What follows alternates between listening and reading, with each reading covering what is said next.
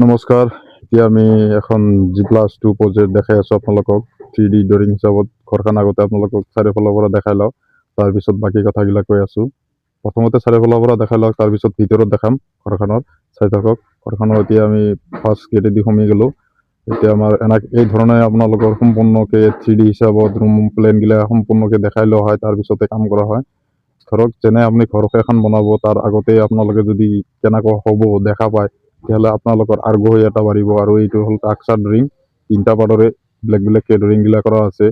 এনেকৈ আমি বৰ্তমান কামগিলা এনেকৈ কৰি আছোঁ। এইটো 1000 স্কোৱাৰ ফুটৰ মাজত আছে, 1050 স্কোৱাৰ ফুট মাজত আছে।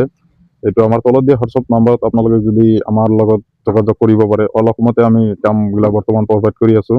অসমৰ বাহিৰৰ পৰা খালি কল নকৰিব, অসমৰ বাহিৰত আমাৰ এতিয়ালৈকে কাম কৰা হোৱা নাই। এইটো আমাৰ 2 নম্বৰ প্লেনটো।